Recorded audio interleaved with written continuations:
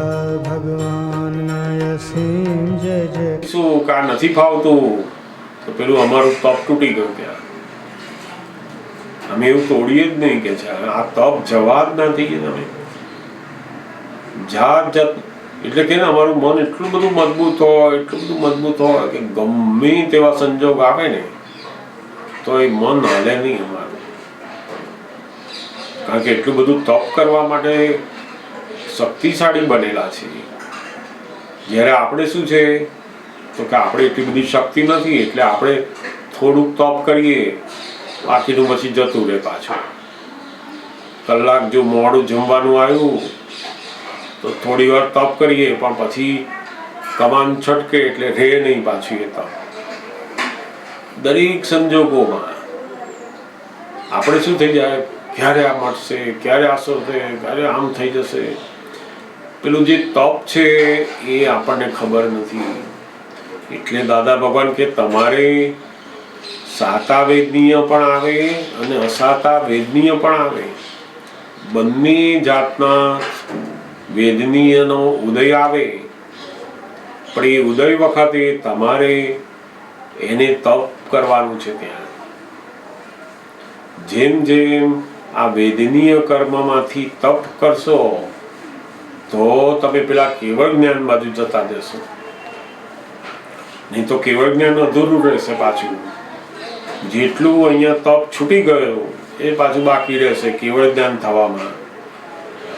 એટલે સામે ચાલીને બધું આવતું હોય અસાતા વેદ્ય તો ખુશ થવાનું કે ઓહો ધન્ય છે આપણને આ આજ્ઞા મળી છે. હવે તો આ કર્મો હવે મને કેવળ જ્ઞાન બાજુ લઈ જશે.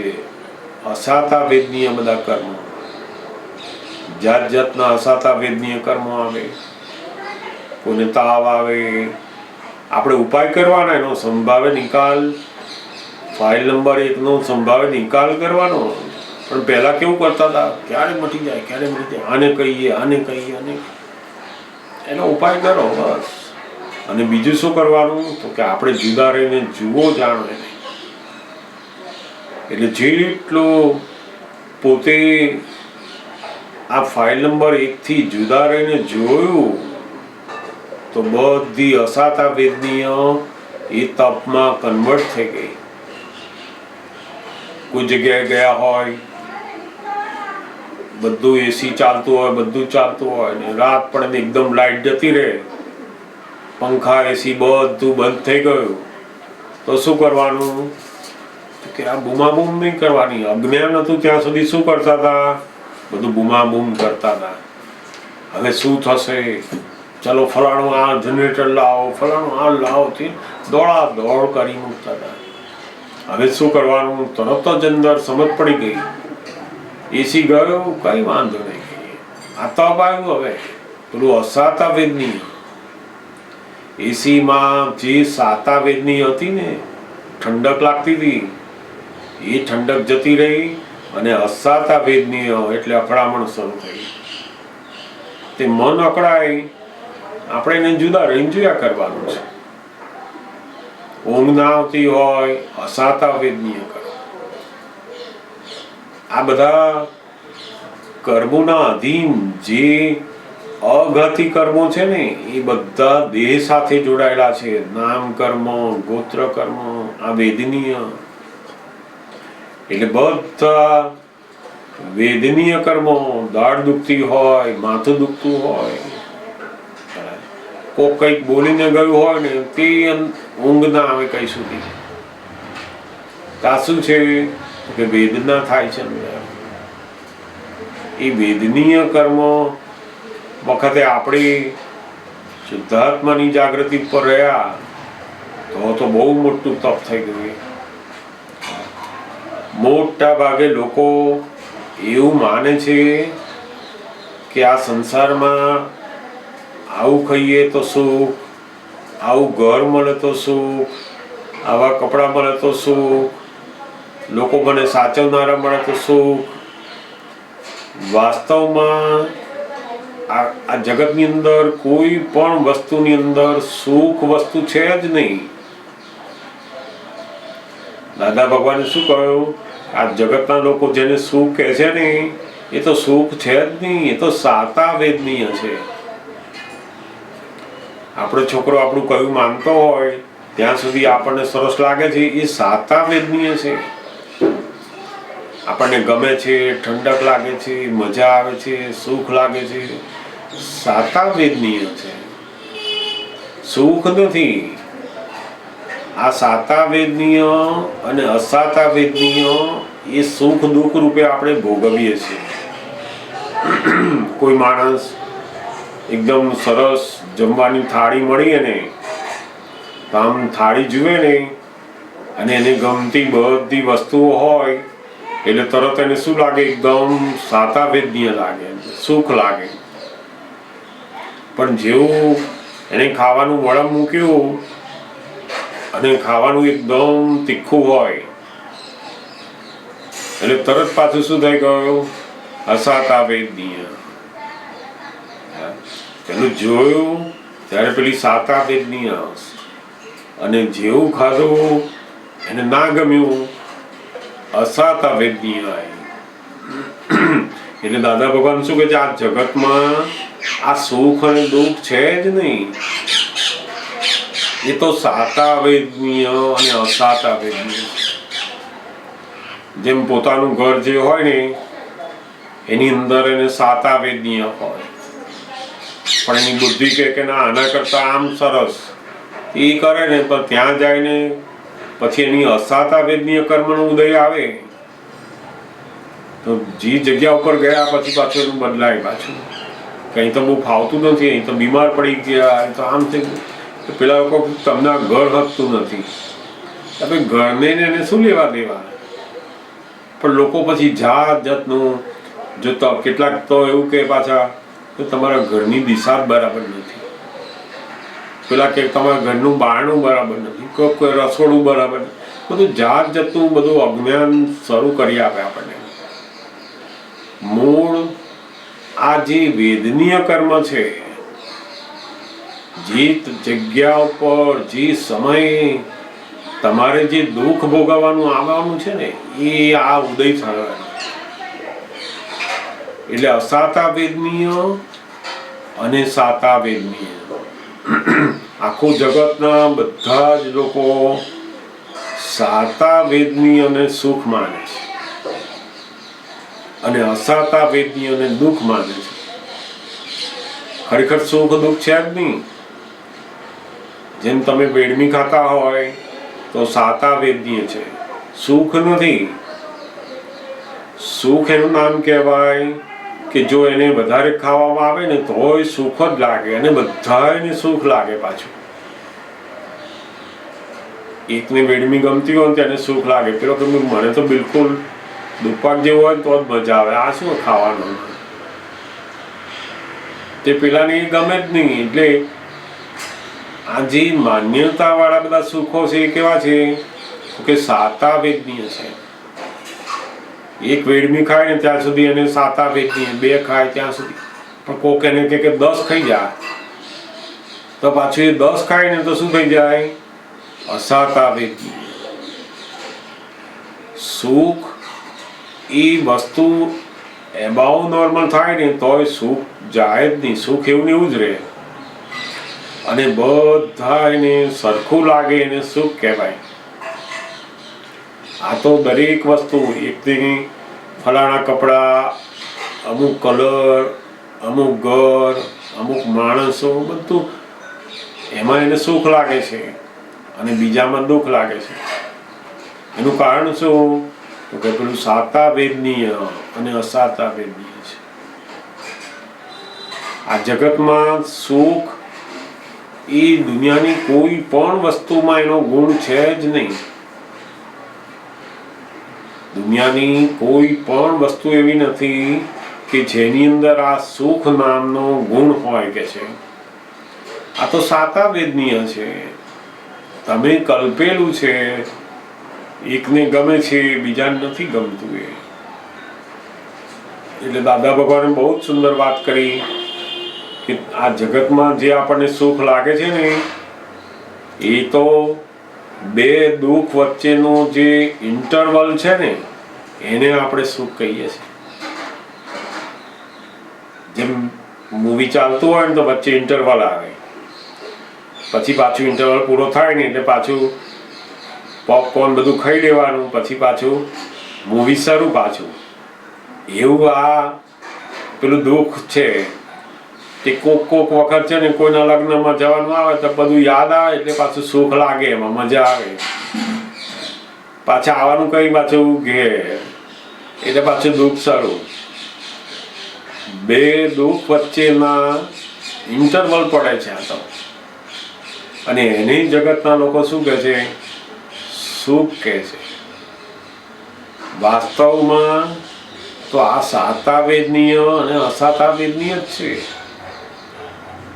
સુખ તો જ્યારે વસ્તુ અબાઉ નોર્મલ થાય ને તો પણ એનું સુખ ઘટે જ નહીં, અને બધાને સુખ આવે એમાં, એને સુખ કહેવાય છે. એટલે બહુ આ દાદા ભગવાને આપણને જે આ સુખ અને દુઃખ અને વેદનીય કર્મ છે. કોઈ માણસ ફ્રૂટ ખાતું હોય ને તો એની સાતા વેદનીય છે, ને કોઈક માણસ બીમાર હોય ને ફ્રૂટ રોજ ખા કરતો હોય તેને ખાવાનું આવે ને તેને અસાતા વેદનીય છે. એને થાય કે ઘરે જ છૂટે આ ફ્રૂટ ખાવાનું, હવે આમાંથી ઘેર જવું ને કંઈક રોટલી શાક દાળ ભાત ખાવું તો મજા આવે. આ શું કે આખો દિવસ.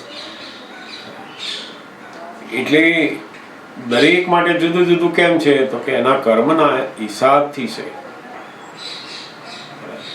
સાતા વેદનીય અને અસાતા વેદનીય. જેમ જેમ આપણે સાતા વેદનીય જ્યારે સુખ લાગતું હોય આ પૂતગલને, એમાં જો આપણે જુદા રહ્યા તો અસાતા વેદનીય વખતે પણ આપણે જુદા રહી શકીશું. મોટે ભાગે આપણે શું કરીએ છીએ? જ્ઞાનનો ઉપયોગ અસાતા વેદનીય આવે, દુઃખ આવે ને એટલે પછી આજ્ઞા બાજુ જઈએ, જ્ઞાન બાજુ જઈએ. હવે શું કરીશું? દાદાનું જ્ઞાન, આમાં શું કરીશું? આમ. પણ પેલું સાતા વેદનીય બધું સરસ હોય, છોકરો છોકરી ઘર બાર પૈસા બધું સરસ હોય, ત્યારે પેલી સાતા વેદનીય ચાલતી હોય. અને એ સાતા વેદનીય એવી છે કે એને તપ કરાવડાવે નહીં. એમાં એનાથી જે જુદો રહ્યા તો પછી અસાતા વેદનીય એને અસર કરે નહીં. એટલે દાદા કે ને અમને કોઈ બધા હાર ચડાવે નહીં તો એ જે સાતા વેદનીય હોય અમે એનાથી જુદા જોઈએ. એટલે અમારું અપમાન કરે ને તો પછી અમને અસર કરે નહીં. એનું કારણ શું? તો કે પેલી સાતા વેદનીય વખતે જુદાપણામાં રહે છે. એટલે જેમ જેમ આપણે પણ આ સાતા વેદનીયથી મુક્ત રહેતા જઈશું એમ પેલી અસાતા વેદનીયની અસરો પણ ઘટતી જશે. અને આ જે બધી અસાતા વેદનીય છે ને એને તપમાં કન્વર્ટ કરવાની આવે. હવે આજ્ઞાથી અસાતા વેદનીય એને તપમાં કન્વર્ટ કરી તો બહુ આપણે કેવળ જ્ઞાન બાજુ જઈ રહ્યા છે. પછી સમજો ને? એટલે બહુ જ સુંદર એમનો આ પ્રશ્ન છે. કેવળ જ્ઞાન પછી એને તપ રહેતું જ નથી, ખાલી જ્ઞાન, દર્શન અને ચારિત્ર બસ. પણ જ્યારે આત્મજ્ઞાન હોય અને કેવળ જ્ઞાન બાજુ જઈ રહ્યા હોય ત્યારે આ જ્ઞાન, દર્શન, ચારિત્ર અને તપ જોડે જોડે ચાલતું હોય છે. જેટલું તપ વધારે એટલું દર્શન જ્ઞાનમાં પરિવર્તિત થાય છે. એટલે બહુ જ સુંદર એમની વેદનીય વિશેની વાતો છે. સુંદર વાત છે એમની, એમને સમજાવી જશે. બીજા કોઈને પણ જો પ્રશ્ન હોય તો જરૂર પૂછી શકે.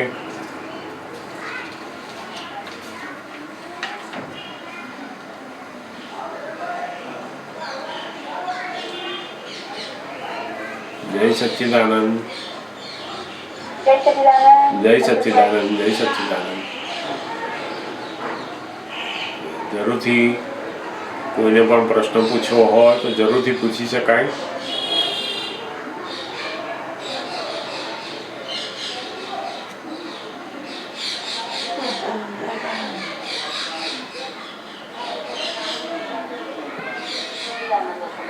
જય સચ્ચિદાનંદ. તો કાકા આપણે ડેવલપ ને અનડેવલપ વ્યક્તિ હોય એની સમજણ પ્રમાણે અલગ અલગ હોય, દરેક સમજણ પ્રમાણે ડેવલપમેન્ટ પ્રમાણે સમજણ હોય તો અલગ અલગ હોય. પણ જ્યારે અલગ અલગ વિચારસરણી સામે આવે ત્યારે સફોકેશન જેને ના થાય એનું ડેવલપમેન્ટ ઓછું એવું કહેવાય. સાચી વાત છે. પણ ડેવલપમેન્ટ એટલે વ્યવહારિક વાતમાં પછી અમુક વખત અમુક કોમ્પ્રોમાઇઝ કરવા પડે ને, જેનું ડેવલપમેન્ટ ઓછું હોય એને જેનું ઓછું હોય એનું દેખાયા કરે નથી કરતા, તો અમુક વખત કોમ્પ્રોમાઇઝ કરવું પડે. સફોકેશન ના થાય, આપણને સમજણ પડે કે એ વ્યક્તિ છે કે જે પણ છે એનું ડેવલપમેન્ટ એવું છે એ કરી રહ્યા છે, તો આપણને સમજ પડે કે એમની અમુક લિમિટેશન છે, એમની સમજણ જેવી છે, સમજ પડે. પછી કોમ્પ્રોમાઇઝ કરવાનું આવે ને, તો જેને સમજણ પડતી હોય એને કોમ્પ્રોમાઇઝ કરવાનું આવે એવું મને લાગે. તો એ જયારે કોમ્પ્રોમાઇઝ કરવાનું આવે ને ત્યારે સફોકેશન થયું હોય, સમજણ તો પડી હોય, પણ જયારે કોમ્પ્રોમાઇઝ થાય ને એવું તો કરવું જ પડે ને વ્યવહારિક વાતમાં. તો આનો મતલબ એવો જ હોય ને કે જેનું ડેવલપમેન્ટ ઊંચું હોય એને હંમેશા આવી રીતે કોમ્પ્રોમાઇઝ કરવું પડે. એવું જ હોય. જેનું ડેવલપમેન્ટ ઊંચું હોય એ જ પેલા નીચા ડેવલપમેન્ટ વાળા સાથે કોમ્પ્રોમાઇઝ, એટલે કે ખરેખર કોમ્પ્રોમાઇઝ નથી કરવાનું, એડજસ્ટમેન્ટ લેવાનું છે.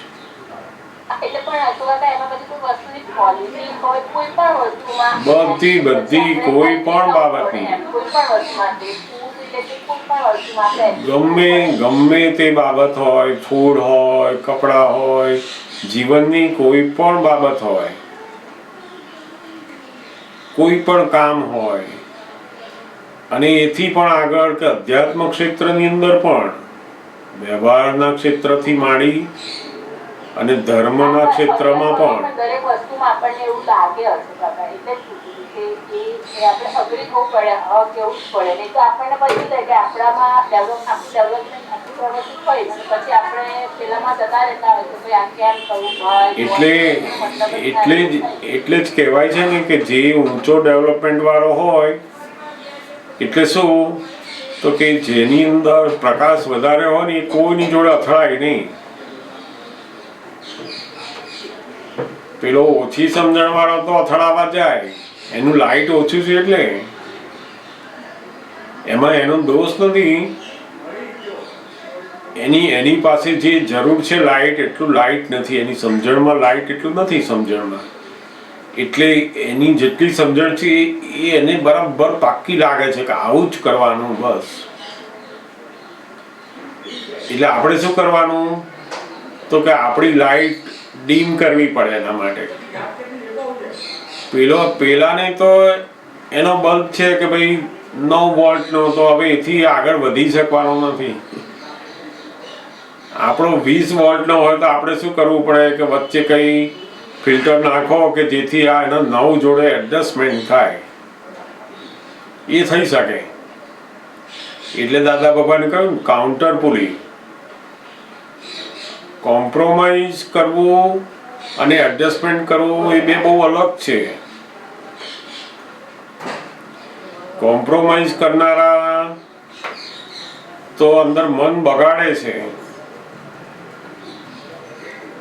એનું મન બગડે કે આ કઈ મારા જીવનમાં આવા માણસો કઈ ભેગા થયા કે આટલી વ્યવહારિક વાતે એમને સમજણ પડતી નથી. ખ્યાલ આવે? કોમ્પ્રોમાઇઝ કરે, જેમ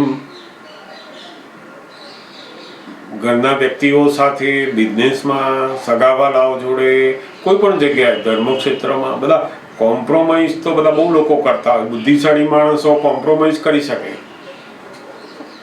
પણ એડજસ્ટમેન્ટ કરવું એ તો બહુ જ સમજદારીનું કામ છે. પોતાનું મન બગડ્યા વગર સામેનાની જોડે એડજસ્ટ થવું એ તો બહુ જ મોટી આવડત કહેવાય. એટલે જેની પાસે વિચાર શક્તિ બહુ જ છે, રિવોલ્યુશન વધારે છે, ડેવલપમેન્ટ ઊંચું છે, એને બહુ જ તપ કરવું પડે. એકદમ નાના નાના છોકરાઓ જોડે આખો દિવસ રહેવાનું થાય શું થાય? માણસ એકદમ મોટો બુદ્ધિશાળી હોય અને એને કહે કે 2 દિવસ સુધી આ નાના બાળકો છે સમજાવો અને એમની જોડે જ રહો તમે, તો શું થાય એને? એ અકળાઈ જાય, તો બહુ અકળાઈ જાય. એને કે મને ના ભાવે આ બધા આ નાના છોકરાઓ હું કઈ મારું, મને ના ભાવે. તો મોટા ભાગના બાળકો સાથે મોટા મોટા માણસો અકળાઈ જાય છે. કે તો કે પેલું જે રિવોલ્યુશન છે એનું એ એટલું ઓછું ડેવલપમેન્ટ, પેલાનું હાઈ ડેવલપમેન્ટ, પેલાનું જે લાઇટ નાનું લાઇટ, બેની અંદર બહુ જ મોટો અંતર છે. અને પેલો લાઇટ ઓછું કરી શકતો નથી ને એટલે આ બાળક જોડે ફાવતું નથી. અમારા લોકોને પણ ઘણી વાર થતું નવું, બાળકોની શિબિર હોય ને એમાં 10 વર્ષના છોકરા હોય, 15 વર્ષના હોય, 18-20 વર્ષ સુધી હોય. બધા તો બધા જુદા જુદા ગ્રુપ હોય. એમાં સૌથી નાના 10-10 વર્ષના છોકરા હોય, એકદમ નાના નાના છોકરાઓ. હવે એ લોકોના પણ સત્સંગના ક્લાસ હોય, 50-100 છોકરા બેઠા હોય. પહેલા તો એ બરાબર બેઠેલા જ ના હોય. આપણે જઈએ તો એક આમ બેઠો હોય, એક આની સામું બેઠો હોય, પેલો આમ પાછળ જોતો હોય, બધું જાત જાતનું હોય. હવે એને તમારે એમની સાથે 2 કલાક સુધી વાતો કરવાની, સમજાવવાનું, બધું સત્સંગની કોઈ દાદાની વાત એને સમજાવવાની, એના જીવનને કામ લાગે, એ બધું જાત જાતનું કરવાનું તમારે. તો મોટા ભાગના લોકો કહી દે કે નાના ગ્રુપ છે ને એની અંદર મને મોકલતા નહીં કે છે. કેમ? બહુ મોટું એડજસ્ટમેન્ટ કરવું પડે. તો તમારું ડેવલપમેન્ટ એકદમ હાઈ હોય અને એમાંય પાછી આ અધ્યાત્મની વાત, દાદા ભગવાનની વાતો ને આટલું બધું ઊંચાણથી નીચે આવવું, એ તો કેટલું મોટું તપવું પડશે.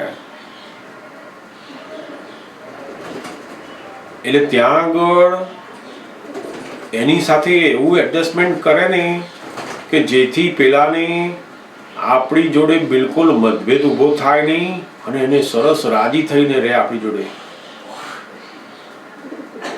એ જેનું ડેવલપમેન્ટ વધારે છે એની પાસે જો સમજણ આવે ને તો જ કામ કરી શકે. એ તો બધા કોમ્પ્રોમાઇઝ કરે છે, પણ કોમ્પ્રોમાઇઝ કરતા કરતા કરતા મન બગાડે છે અને વેર બાંધે છે બધા. એટલે તમે કીધું ને એવું મેં એક્સેપ્ટ કરી લીધું. તમે કહો ને લાઇટ ઓછી ને લાઇટ વધારે, એવું એક્સેપ્ટ પછી અમને એવું થયા કરે. એનો મતલબ એવું થોડી કે ઓલવેઝ મારે જ અગ્રી થવાનું, એવું થયા કરે આપણે. હા, કારણ કે આપણે વધારે લાઇટ લઈને આવ્યા છીએ એટલે.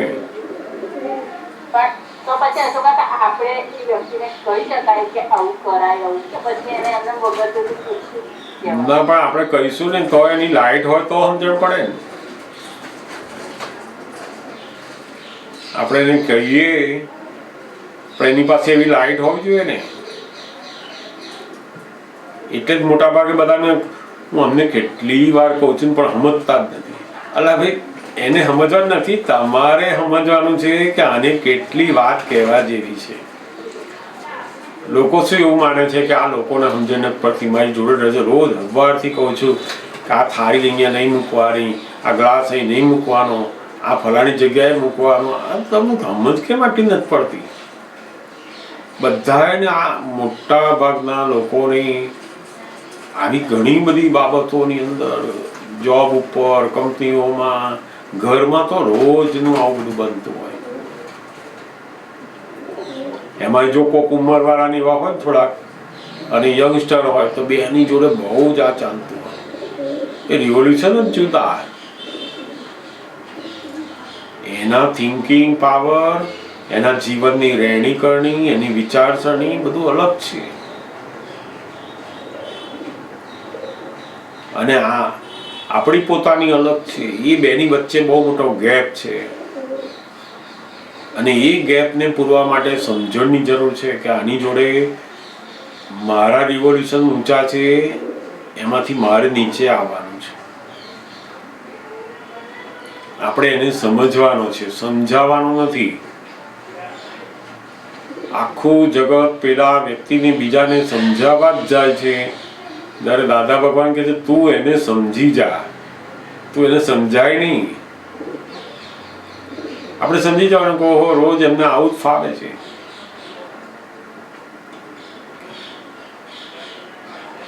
દાદા ભગવાન પોતે પણ કેટલી બધી હાઈટ વાળા, એ કહેતા નહીં કે અમારી જે હાઈટ છે ને એમાં તો એકેય જીવ અમારી જોડે આ બેસી ના શકાય અમારે. પણ અમારું કેવું છે કે ગમે તેટલી અમે હાઈટ ઉપર છે ને તો અમે નીચે આવીએ પેલા માણસ જોડે અને બધા બાળકથી માંડીને બધા લોકો જોડે અમે સરસ રીતે રહીએ છીએ. અને કેટલું સરસ રહે પાછું. બધાને એવું લાગે કે હો દાદાને મારી જોડે બહુ ફાવે છે. દાદાની થિંકિંગ ક્યાં અને આપણું બધાનું ક્યાં. આપણે એ વ્યક્તિ પ્રમાણે લાઈફ કરીએ તો આપણું ડેવલપમેન્ટ વધારે ઊંચું જાય, વધારે ઊંચું જાય. લાઈફ પ્રમાણેનું પાછું થાય. ના ના ના, આપણું ડેવલપમેન્ટ હાઈ હોય અને એ ડેવલપમેન્ટના હાઈના અંદર જોડે જોડે આપણે નીચા ડેવલપમેન્ટ વાળા જોડે જો એડજસ્ટમેન્ટ લીધું તો બહુ શક્તિ ખીલે, જબરજસ્ત શક્તિ ખીલી એની. જે ડેવલપમેન્ટ કશાય કરવામાં વપરાતું હતું એના બદલે કશાયથી મુક્ત થાય અને પોતે પોતાના ડેવલપમેન્ટની અંદર આગળ વધે. પછી મોટા ભાગે જેનું ડેવલપમેન્ટ વધારે છે એ લોકોનું લાઈટ શેમાં વપરાય? કશાય કરવામાં, ક્રોધ કરવામાં, એની જોડે ઝઘડવામાં, એને સમજાવવામાં, એની જોડે એવું કરાવવામાં, રાગ દ્વેષ કરવામાં, એમાં જ જતું રહે લાઈટ. દાદા ભગવાન આપણને જે જ્ઞાન સમજાવે છે કેવું છે તો કે એનાથી પેલું ડેવલપમેન્ટનું લાઈટ બિલકુલ કશાય થાય નહીં અને એ લાઈટ આપણા જ્ઞાનની અંદર આગળ વધવા માટે પાછું કામ લાગે. બહુ અદભુત કામ કર્યું છે એમણે. દાદા ભગવાનની હાઈટ કેટલી બધી અને અમે આપતા પુત્ર 15-17 વર્ષના આખો દાડો એની જોડે બેહી રહીએ તો કેમનું ફાવે એમને? જે અમારા મા બાપ અમારા ઘરમાં જ કંટાળી ગયા હોય તો દાદા ભગવાન જેવા આપણને રાખે અને પછી આપણે કહીએ કે હું દાદા ભગવાન જોડે રહેલો. ખરેખર તો દાદા ભગવાન આપણને રાખેલા એવું કહેવાય નહીં તો. પણ છતાંય આપણે બધા શું કહીએ? હું આટલા વર્ષ દાદા ભગવાન જોડે રહેલો. એ તો દાદા ભગવાનની એટલી બધી હાઈટ છે કે આપણને રાખે છે. અને એ હાઈટ આપણું જે થિંકિંગ પાવર છે, સમજણ છે ને, એ સમજણથી બીજી નીચે સમજણવાળા જોડે આપણે એડજસ્ટમેન્ટ કરીએ એમાં આપણું લાઈટ ઓછું થાય નહીં.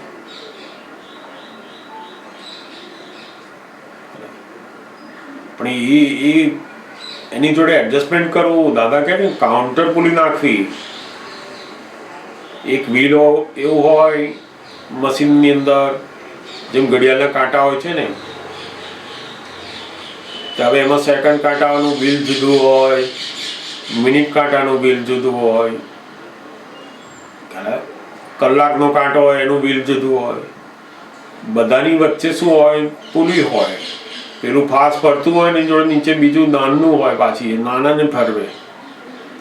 નહીં તો જો એક હાથે બધું ફરે ને તો કશું મેળ ખાય નહીં, તૂટી જાય બધું. કારણ કે પેલાનું ચક્ર એટલું ફરે એવું હોય જ નહીં. એવું આ માણસોની અંદર ઘણા માણસો દેખાય ખરા કે 60 વર્ષના છે, 70 વર્ષના છે, પણ એનું થિંકિંગ પાવર પેલા 10 વર્ષના બાળક જેટલો જ હોય. એવું નથી કે ઉંમરના લીધે કે બહુ કામ કરેલું હોય એટલે એનું થિંકિંગ પાવર એવું ના હોય. એ તો પૂર્વભવનું બધા એવા ડેવલપ થઈને આવેલા હોય, બધા જાત જાતના અનુભવોમાંથી તારણ કરતા કરતા કરતા કરતા એને જ્ઞાનનો સ્ટોક અંદર તૈયાર થયો હોય. એટલે દાદા ભગવાન શું કે છે? એને ઉપાદાન કે છે. આ જે ડેવલપમેન્ટ એટલે શું? તો કે ઉપાદાન. પોતાનો અનંતકાળના જીવનનો અનુભવ, એ અનુભવ અંદર સ્ટોર થાય છે ઉપાદાન તરીકે. એટલે એને જલ્દી સમજ પડે તરત જ આમ. તો એવા ઉપાદાન જેની અંદર બહુ જ ઊંચા ઊંચા ઉત્પન્ન થયેલા હોય અને એને શું નિમિત્ત મળે ને તો એનું જલ્દી કામ થઈ જાય તરત.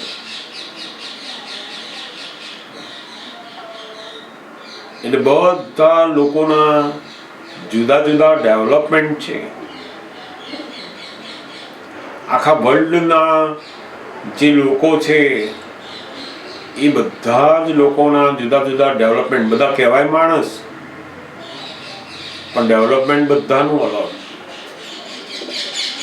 એમાં મોક્ષે જવા માટેનું જે ડેવલપમેન્ટ છે એ ફક્ત જેણે ભારતમાં જન્મ લીધો છે એ બહુ જ મોટું ડેવલપમેન્ટ, એ મોક્ષે જઈ શકે એવું થયું. બીજા કન્ટ્રીમાં એનો મનુષ્ય તરીકે અવતાર થતા થતા થતા થતા જ્યારે ભારતમાં જન્મ આવે ત્યારે ફૂલ્લી ડેવલપ થયો કહેવાય મોક્ષના માટે. જ્યારે એને પુનર્જન્મ સમજાય, રીબર્થ એને સમજાય, ત્યારથી એ મોક્ષનું ડેવલપમેન્ટ થઈ ગયું કહેવાય. એટલે આપણી જોડે રહેનાર બધા અમારા લોકોની સાથે પણ એવું, જેમ તમે બધા અત્યારે છો, તો બધાનું જુદા જુદા ડેવલપમેન્ટ હોય. અને દરેક નીચા ડેવલપમેન્ટ વાળા જોડે આપણે એડજસ્ટમેન્ટ. અમે લોકો જ્યાં જ્યાં રહેતા હોઈએ બધા સાથે જતા, ત્યાં બધા માણસો જુદા જુદા ડેવલપમેન્ટ. અને એની અંદર શું કરવું પડે? એડજસ્ટમેન્ટ, કોમ્પ્રોમાઇઝ નહીં. કોમ્પ્રોમાઇઝ તેનો અહંકાર વધારે. હું સહન કરું છું, આ મારા ઘરમાં 4 જણ છે ને બધા એનું હું સહન કરું છું, બીજા કોઈ રાખે નહીં અમને. તે કોમ્પ્રોમાઇઝ કહેવાય એને. સહન કરવું આ તો. જ્યારે આપણે એવું નથી, આપણે સહન નહીં, એડજસ્ટમેન્ટ. એની અંદર પણ ભગવાન છે, આ એનું ડેવલપમેન્ટ છે. અને આપણે હવે કોઈ વાત સમજે કે ના સમજે એના કરતા આપણે એની સાથે વેર ના બંધાય એ ઇમ્પોર્ટન્સ આપણું વધ્યું હવે ધીમે ધીમે. અને આપણને સમજ પડી ગઈ કે વ્યવસ્થિતના અધીન ચાલવાનું છે.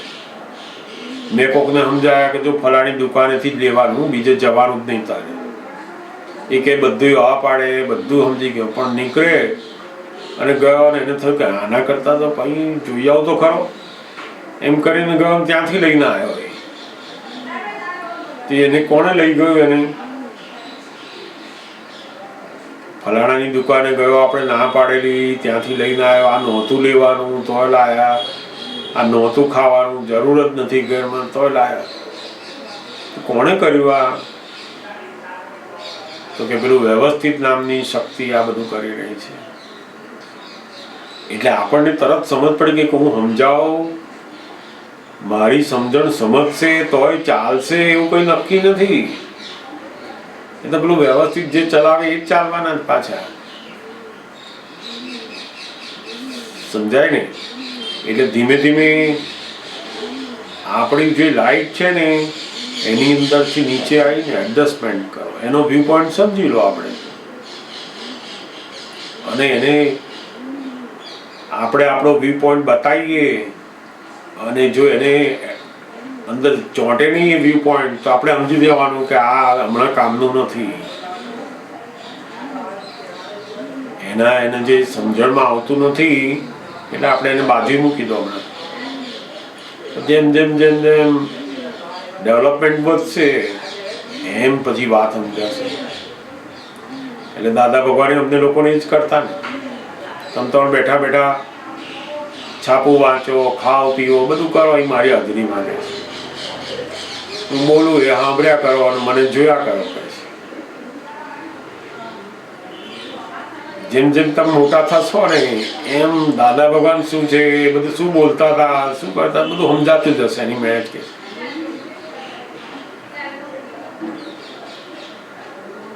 તમારું જેવું ડેવલપમેન્ટ થાય ને એવી પછી વાતો સમજાશે. એમાં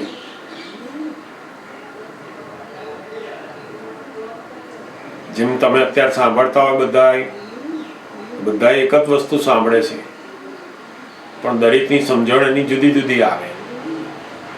એ જેવું જેનું ડેવલપમેન્ટ.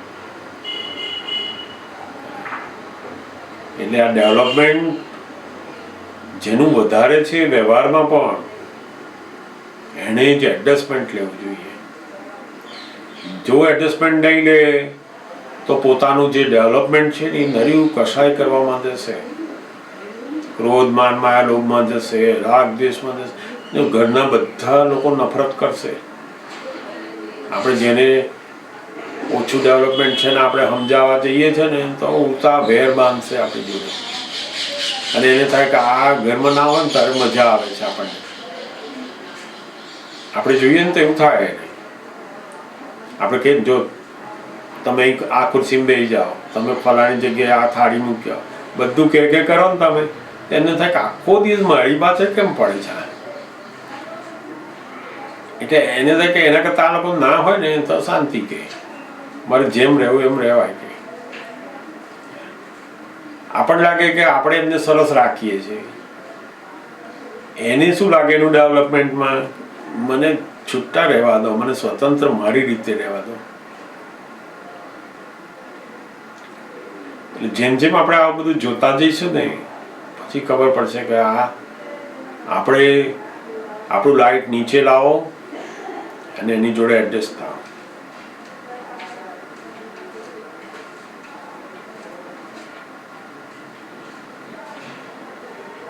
અમારે ત્યાં તો એક બે વખત આવી રીતના એક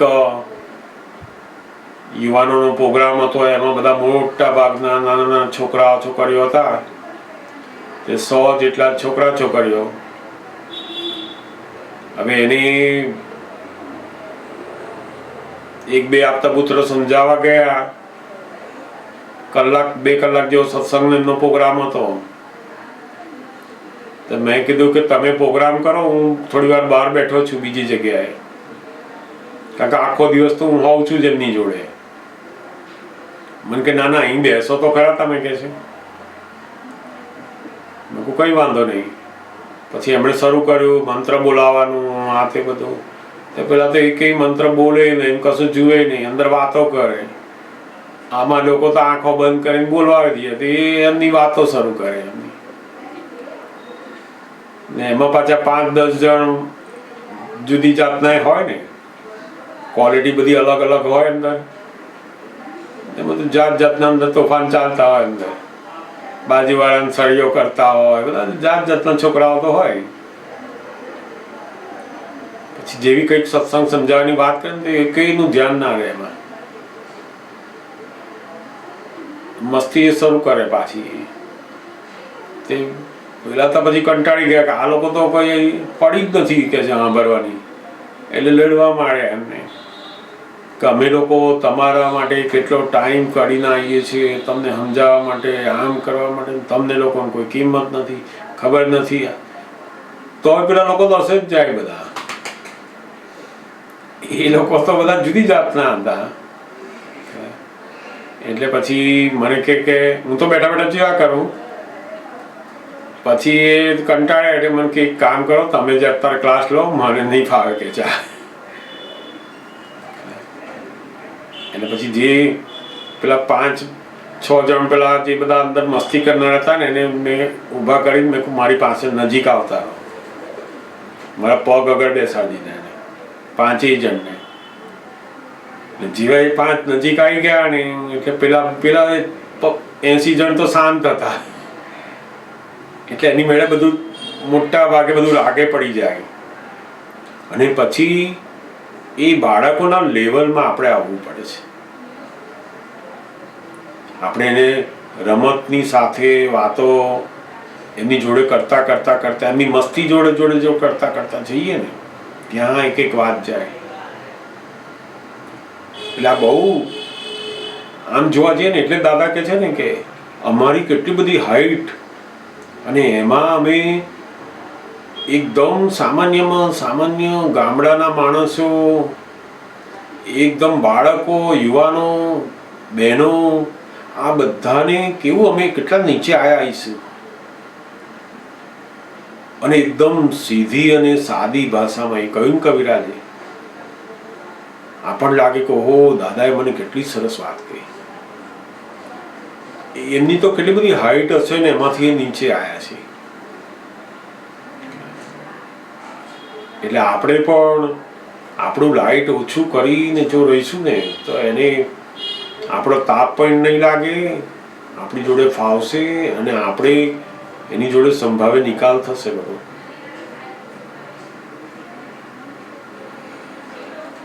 આપણો વ્યૂ પોઈન્ટ બતાવવાનો, પણ જાણી જવાનું કે આ મારો વ્યૂ પોઈન્ટ એને ગમતો નથી અથવા સ્વીકારતા નથી, તો આપણે એમની જુદું ડેવલપમેન્ટ છે.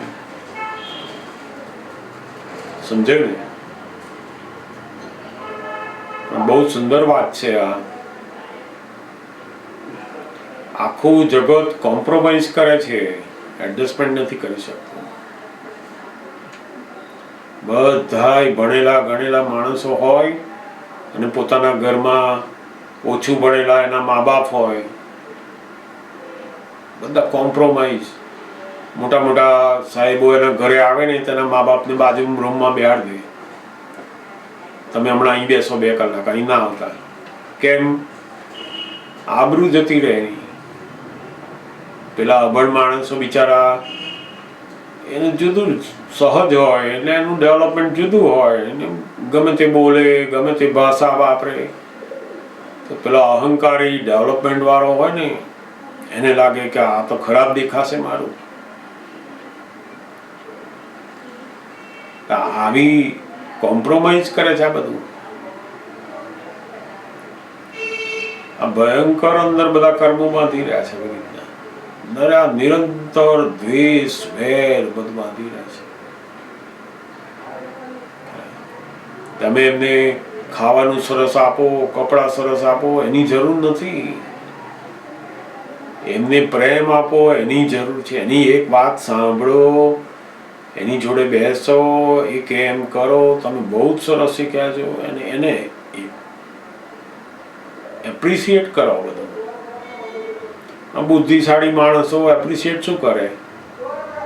એને તો પેલા ધંધાદારી પ્રોફેસરો, મોટા મોટા પૈસાદારો, ડોક્ટર એને એપ્રિશિએટ કરે ને, તો એને માન આપે.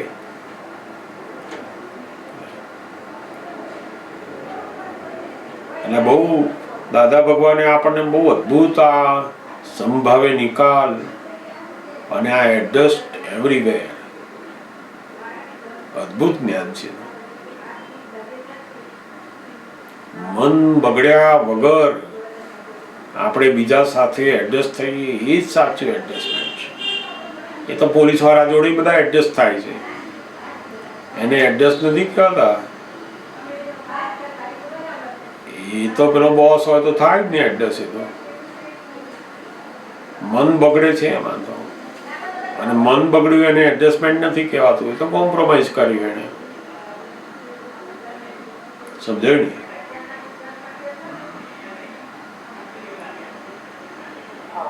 સરસ છે. પૂછજો, બીજી બધી વાતો પણ પૂછજો જરૂર.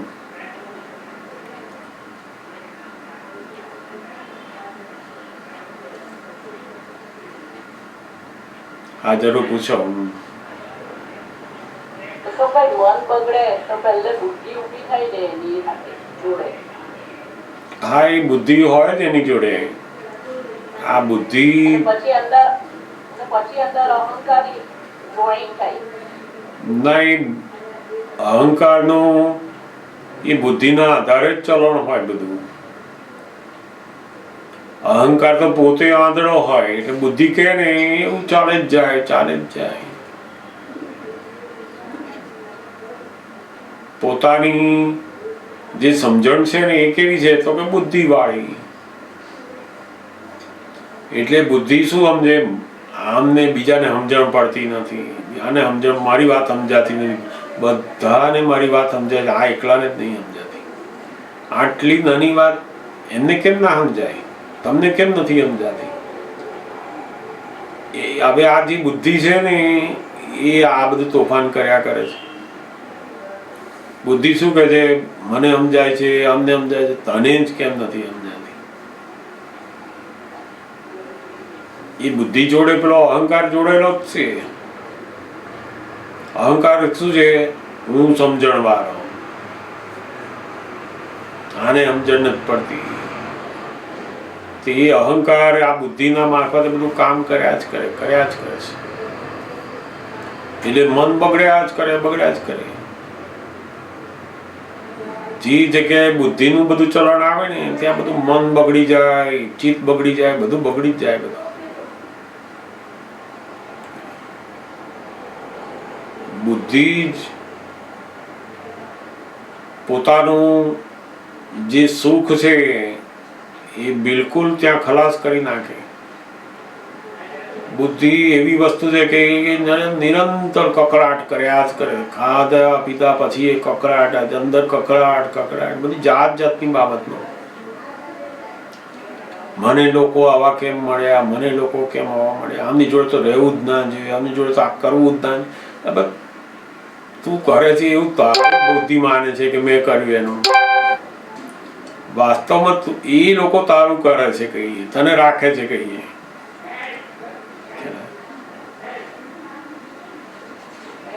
પણ આ બુદ્ધિનું જે બધું તોફાન છે એ કેવું છે તો કે ઊંધી અવળી બુદ્ધિનું, વિપરીત બુદ્ધિનું તોફાન આ બધું. અને એના લીધે નિરંતર મન બગડેલા, ક્લેશવાળા મન, ક્લેશવાળી વાણી, જમવાનું સારું, ઘર સારું, કપડા સારા, પણ મન તો નર્યા ક્લેશવાળા. શું કરે દાદા કે એને મનમાં તો નર્યો ક્લેશ ભરેલો છે.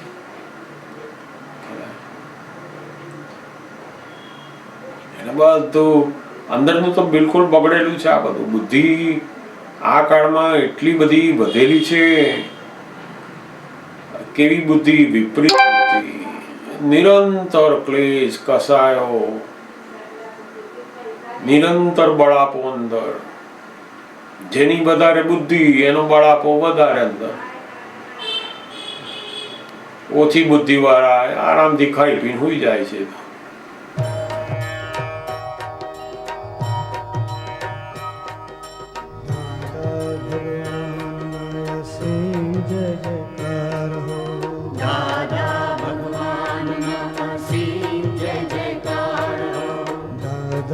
ભગવાન અસીમ જય જયકાર હો.